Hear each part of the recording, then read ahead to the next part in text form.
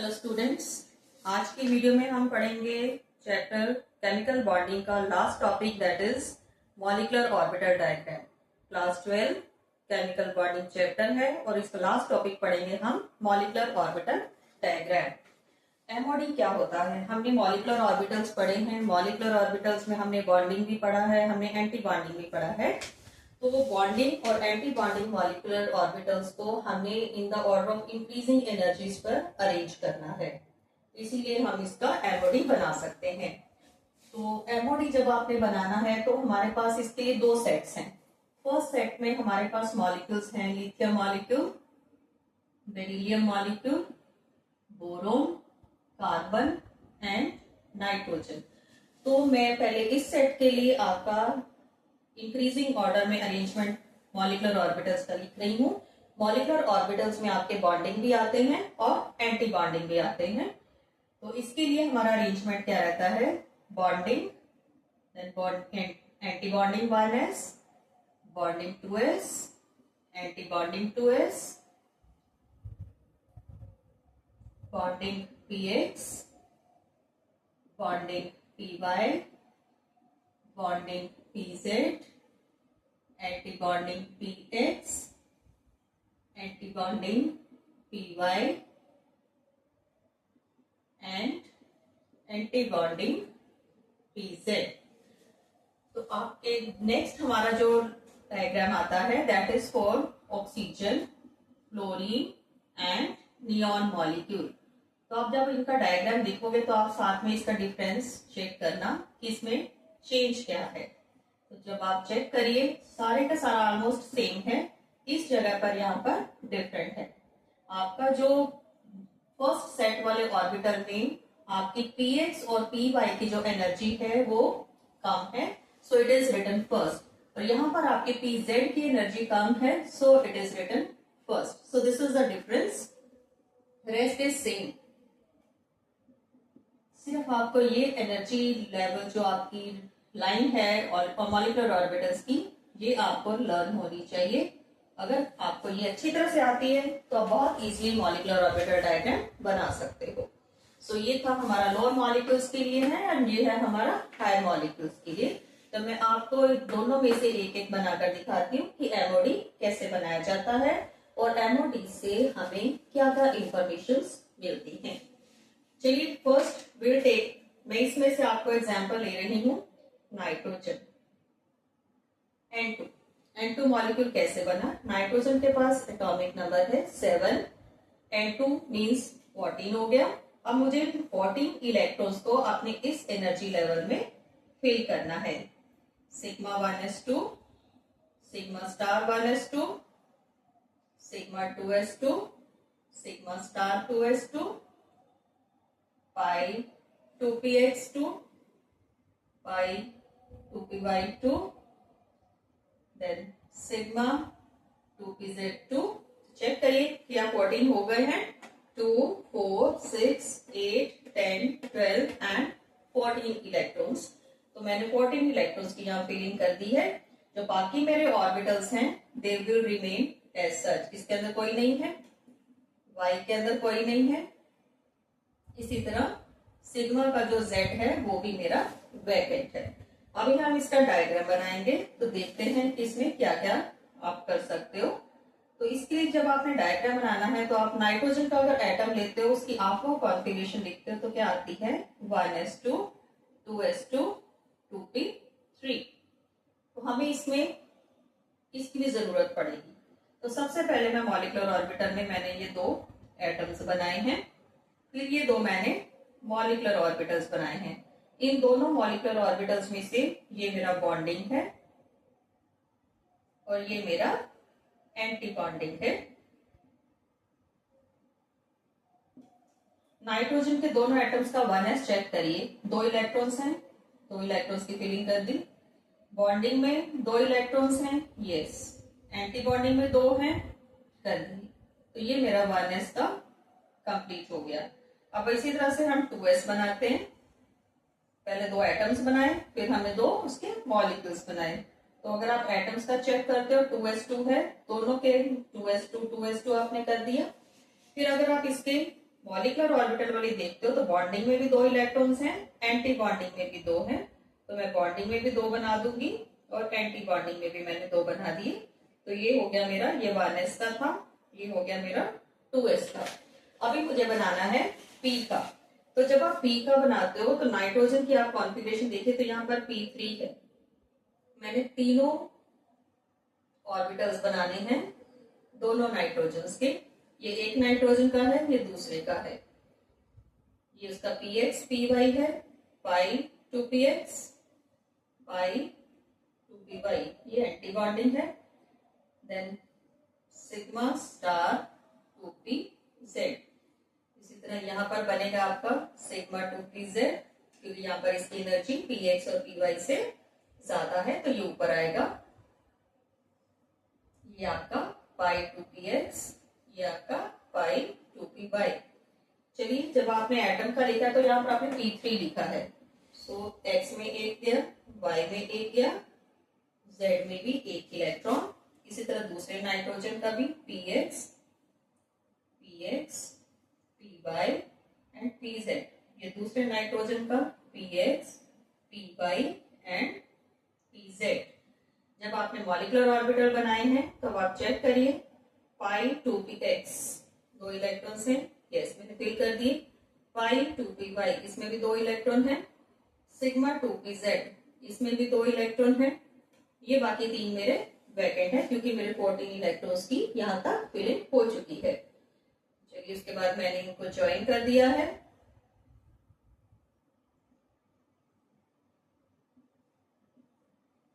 सो ये मेरा बना MOD of N2 molecule. Clear?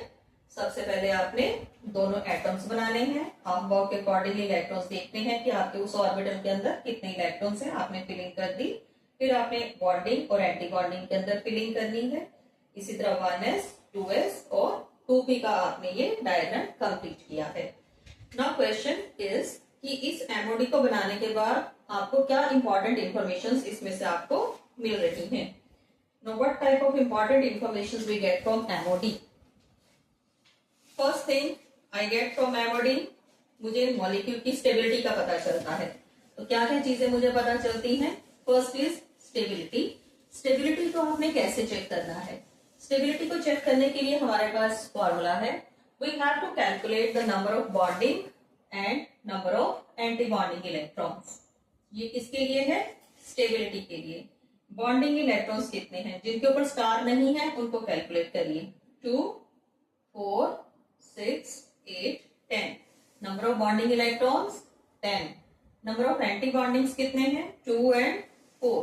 सो हमें नजर आ रहा है number of bonding electrons are greater than number of anti bonding electrons, so N2 molecule is stable.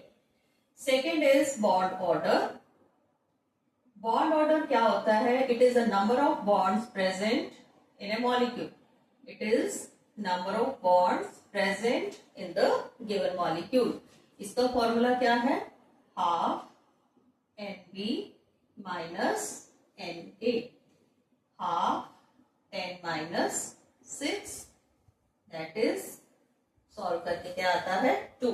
तो हमारे ऑक्सीजन मॉलिक्यूल के अंदर कितने बॉन्ड होते हैं? हम ऐसे ही लिखते हैं ना अपने ऑक्सीजन मॉलिक्यूल को। तो ये क्या चीज हमें पता चली? Bond order. पहली चीज क्या पता चली हमें? स्टेबिलिटी। अगर number of bonding electrons anti bonding से ज्यादा है तो आपका मॉलिक्यूल स्टेबल होता है। अगर आपके एंटी बॉन्डिंग से ज्यादा है तो मॉलिक्यूल अनस्टेबल होता है। अगर दोनों ही इक्वल है तो भी आपका मॉलिक्यूल अनस्टेबल होता है।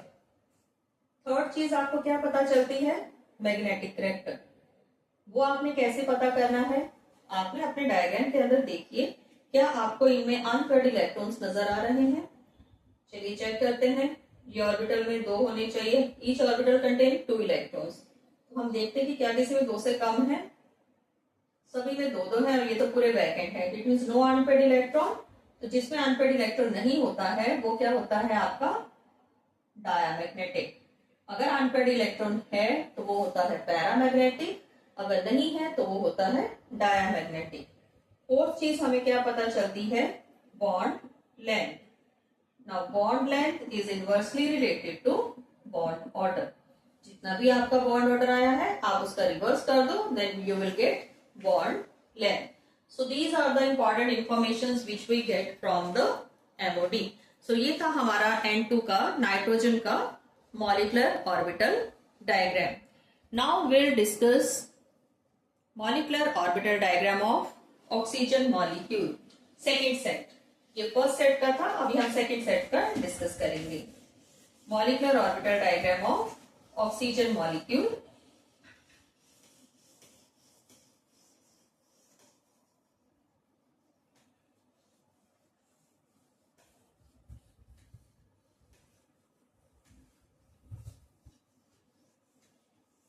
इसके लिए भी हमें सबसे पहले वो लाइन लिखनी पड़ेगी. That is the you have to arrange the molecular orbital.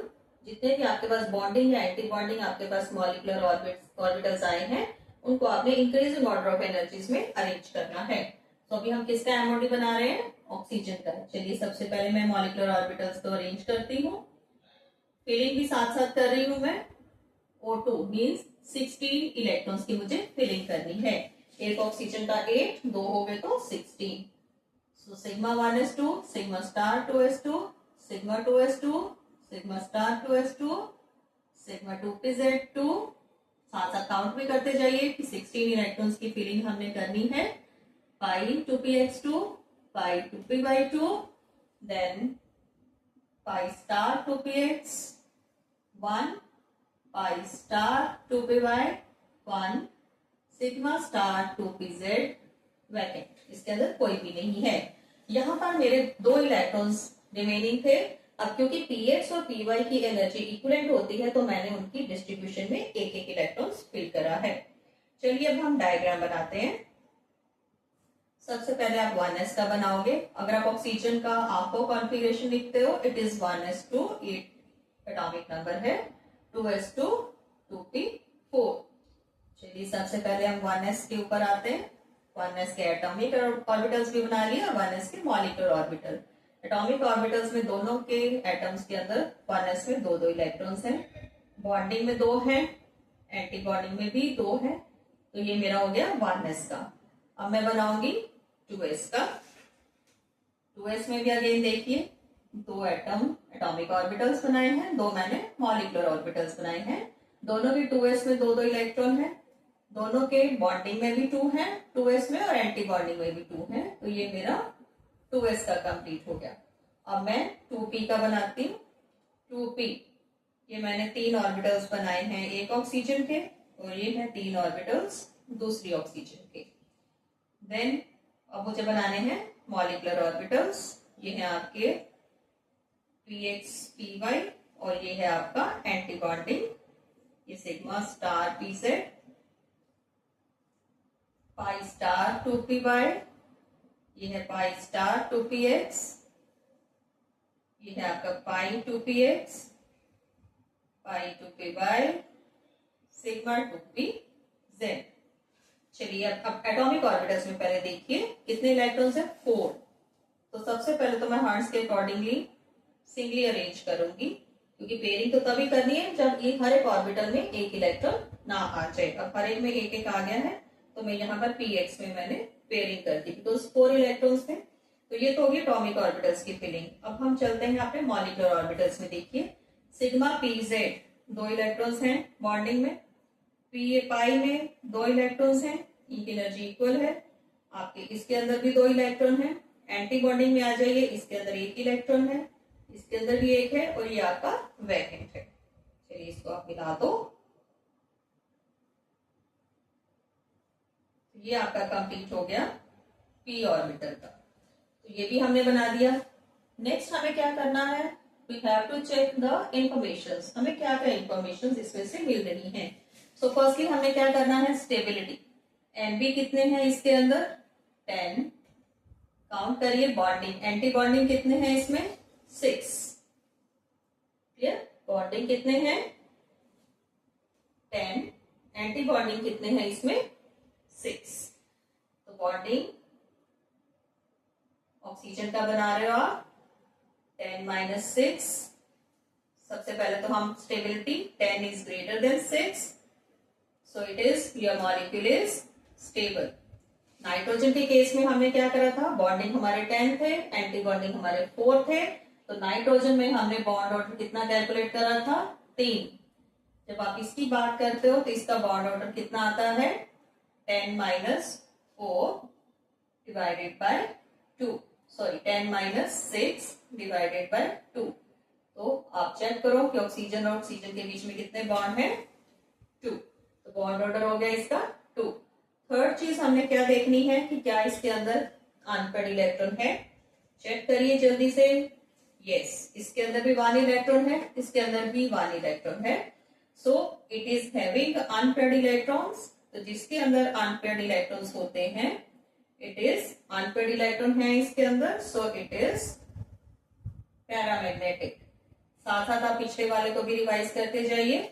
Nitrogen molecule आपने चेक करा था, बॉन्डिंग 10 थे, एंटी बॉन्डिंग उसमें आपके कितने थे, 4। तो बॉन्डिंग ज्यादा थे तो वो भी स्टेबल था। इसी तरह से हमने इसमें चेक करा, ये भी हमारा स्टेबल है। नाइट्रोजन के अंदर आपने बॉन्ड ऑर्डर कितना निकाला था, 10-4 6/2 3। उसमें हमारा बॉन्ड ऑर्डर कितना आया था, 3। इसमें हमने अपना बॉन्ड ऑर्डर निकाला है 2। जो हमारा N2 था उसके अंदर कोई अनपेड इलेक्ट्रॉन नहीं था, तो वो था हमारा डायामैग्नेटिक। ये हमारा है पैरामैग्नेटिक। नेक्स्ट हमें निकालनी है bond length. Bond length is inversely related to bond order. तो इस तरह से हम एमओडी बना सकते हैं। बस सिर्फ डिफरेंस क्या है, हल्का सा डिफरेंस है पीजेड का। जो आपके लोअर मॉलिक्यूल्स हैं उसमें पीजेड की एनर्जी एक्स से वाई से ज्यादा होती है, और इसमें जो पीजेड की एनर्जी एक्स वाई से कम होती है। So this is the difference and the important informations which we get from MOD. अब MOD से रिलेटेड आपका क्वेश्चन जो क्या आते हैं, आपको एमसीक्यूज में आते हैं। आपको कोई ना कोई भी एटम्स या मॉलिक्यूल्स दिए होंगे, आपको उसमें बॉन्ड ऑर्डर निकालना आ जाता है। आपको किसी में भी आपको मैग्नेटिक कैरेक्टर पूछा जा सकता है, और ऑक्सीजन से रिलेटेड भी आपके काफी सारे क्वेश्चन आते हैं। चलिए एक क्वेश्चन हम डिस्कस करते हैं। जो ये question is discuss the relative stability and magnetic character of following species. इस टॉपिक से रिलेटेड आपका क्वेश्चन है, discuss the relative stability and magnetic character of following species. Species कौन सी हैं, O2, O2 positive, O2 negative, O2 2 negative. अब इन पे हमने stability discuss करनी है और मैग्नेटिक कैरेक्टर डिस्कस करना है। कैसे करेंगे, सबसे पहले तो हम आंसर जब लिखेंगे तो हमने सबसे पहले अपनी इंक्रीजिंग ऑर्डर में मॉलिक्यूलर ऑर्बिटल्स को अरेंज करना है। ऑक्सीजन O2 मींस 16 इलेक्ट्रॉन्स को हमने अरेंज करना है। तो सबसे पहले अभी हम वो लाइन लिख कर हटे थे, इट इज रिटन हियर, ठीक है। So I will not write again, so it is mention. उसी लाइन को देखकर अब आप देखिए, ऑक्सीजन, ऑक्सीजन का बॉन्ड ऑर्डर आप निकालो कितना आता है। अभी हमने निकाला था, it is half 10-6, that is कितना आया था, 4/2 2। O2 पॉजिटिव मीन्स 15 इलेक्ट्रॉन रह गए। जब 15 इलेक्ट्रॉन रह गए तो मीन उसका जो वाई है उसमें से एक इलेक्ट्रॉन निकल गया। तो अभी आप इसमें से अगर आप चेक करते हो तो बॉन्डिंग इलेक्ट्रॉन्स हमारे हैं 10, एंटी बॉन्डिंग इलेक्ट्रॉन्स कितने हैं हमारे, 5। तो means half into 5 that is 2.5। Then मैंने O2 नेगेटिव का निकालना है, इसमें एक ऐड हो गया है 16 + 1 17। तो अब मेरे कितने आएंगे, हाफ 10 - 7 दैट इज 3/2। ये आ गया हमारा 1.5। O2 2 negative. अब 18 इलेक्ट्रॉन्स की जब मैंने फिलिंग करी तो दोनों में भी 2-2 आ गए, 2 इलेक्ट्रॉन्स बढ़ गए इसमें। अब मेरा जो आएगा बॉन्ड ऑर्डर वो कितना आया है, 10 - 8 2/2 = 1। तो मैंने चारों ही स्पीशीज जो मुझे दी थी मैंने उनका बॉन्ड ऑर्डर कैलकुलेट करा। तो बॉन्ड ऑर्डर क्या आया है, 2 2.5 1.5 1। बॉन्ड ऑर्डर क्या होता है, it is the number of bonds present in the given molecule. जितने बॉन्ड ज्यादा होंगे उतना आपकी उस मॉलिक्यूल की स्ट्रेंथ बढ़ेगी, उतने बॉन्ड्स को तोड़ने में ज्यादा टाइम लगेगा, तो ऑब्वियसली वो ज्यादा स्टेबल हो जाएगा। तो सबसे ज्यादा बॉन्ड ऑर्डर मेरा किसका है, ये। तो ये फर्स्ट नंबर पे जाएगा, ये सेकंड, ये थर्ड और ये फोर्थ। अब मैंने इनको अरेंज करना है, तो मेरा आंसर क्या रहेगा? मेरा आंसर रहेगा, सबसे पहला है मेरा 2.5, O2 positive greater than O2 greater than O2 negative greater than O2 2 negative. तो ये मेरा स्टेबिलिटी का ऑर्डर है। नेक्स्ट मेरे से पूछा है मैग्नेटिक कैरेक्टर। तो हमें नजर आ रहा है ये पैरामैग्नेटिक है, आर्पेड इलेक्ट्रॉन्स हैं इसमें, ये भी पैरामैग्नेटिक है, ये भी पैरामैग्नेटिक है, एंड दिस वन इज इसके अंदर अनपेड इलेक्ट्रॉन नहीं है, सो ये मेरा डायमैग्नेटिक है। तो इस तरह से रिलेटेड आपको इससे काफी सारे क्वेश्चंस आ सकते हैं। सो ये था हमारा MoD. One more important question, मैंने वैलेंस बॉन्ड थ्योरी के बेस पर आपको एक क्वेश्चन कराया था कि why H2 exist and He2 does not exist. अभी अगर मुझे उस क्वेश्चन का आंसर एमओडी के बेस पर देना पड़े, मॉलिक्यूलर ऑर्बिटल थ्योरी के बेस पर मुझे अगर वो आंसर देना पड़ता है, तो उस आंसर को हम कैसे देंगे? Why H2 exist and He2 does not। Hydrogen molecule तो एग्जिस्ट करता है, He2 एग्जिस्ट नहीं करता है। इसके लिए मुझे क्या करना है? मैं इसका बॉन्ड ऑर्डर निकालूंगी। H2 कॉन्फ़िगरेशन लिखते हो तो क्या आती है? Sigma 1s2। He2 की कॉन्फ़िगरेशन लिखते हो तो क्या आती है? Sigma 1s2 sigma star 1s2। ये मेरी हाइड्रोजन मॉलिक्यूल की है और ये मेरी हीलियम मॉलिक्यूल की है। मैं इसका बॉन्ड ऑर्डर निकालती हूँ, हाफ Nb माइनस Na। तो इसमें एंटी बॉन्डिंग तो है नहीं, so it is half 2 minus 0, it is equal to 1। अब इस केस में देखिए, half 2 minus 2, 0/2 it is equal to 0। तो हमें क्लियरली नजर आ रहा है कि हाइड्रोजन H और H के बीच में एक बॉन्ड है। हीलियम He और He के बीच में बॉन्ड ही नहीं है, 0 आया ना बॉन्ड ऑर्डर। जब किन्हीं दो एटम्स के बीच में बॉन्ड ही नहीं है, तो वो मॉलिक्यूल कैसे बनाएगा? मॉलिक्यूल क्या होता है? When two atoms combine. तो जब इनके बीच में बॉन्ड ही नहीं है, जो इनको कंबाइन करने के लिए फोर्स चाहिए होता है वही नहीं है, तो He2 कैसे बनेगा? So on the basis of MOT, so this is the answer कि H2 एग्जिस्ट करता है और He2 नहीं करता है। सो ये था हमारा MOD एंड उससे रिलेटेड कुछ क्वेश्चंस थे। और next topic is hydrogen bonding क्या होती है। आपने बहुत सारे बॉन्ड्स इस चैप्टर में स्टडी करे हैं। हाइड्रोजन बॉन्डिंग नाम से ही क्लियर है, हाइड्रोजन बॉन्डिंग है तो हाइड्रोजन तो होना ही चाहिए। So what is hydrogen bonding? It is the bonding between hydrogen atom and one of the most electronegative elements of the periodic table. एक तो हाइड्रोजन होना चाहिए, दूसरे क्या होने चाहिए इसके साथ? ऑक्सीजन, क्लोरीन और नाइट्रोजन। तो एक हाइड्रोजन तो मस्ट है, साथ में ये तीन एलिमेंट्स अगर हो तो इसके साथ बॉन्डिंग होती है। H और O हाइड्रोजन बॉन्ड बनाता है, H और F बनाता है, H और N बनाता है। सो this is hydrogen bonding. And conditions क्या है कि हाइड्रोजन के साथ जो दूसरा एलिमेंट है, it should be the most electronegative होना चाहिए, साथ ही इसका साइज जो है स्मॉल होना चाहिए, it should be small size. तो जो हाइड्रोजन बॉन्डिंग है ये वैन डर वाल्स फोर्सेस से ज्यादा स्ट्रॉन्ग होती है। सो ये थी हमारी हाइड्रोजन बॉन्डिंग। हाइड्रोजन बॉन्डिंग जो है ये किन किन के अंदर एग्जिस्ट करती है? अगर आप एग्जांपल देना चाहो तो हम दे सकते हैं HF, hydrogen chloride, water and NH3। अब हाइड्रोजन बॉन्डिंग की वजह से क्या क्या होता है?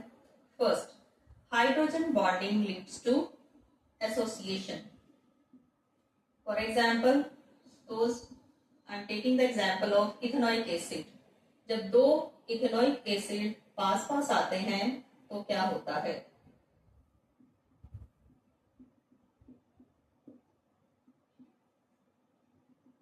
They will join together by forming hydrogen bond. Now they exist as one, they will form dimer. So due to hydrogen bonding, association takes place.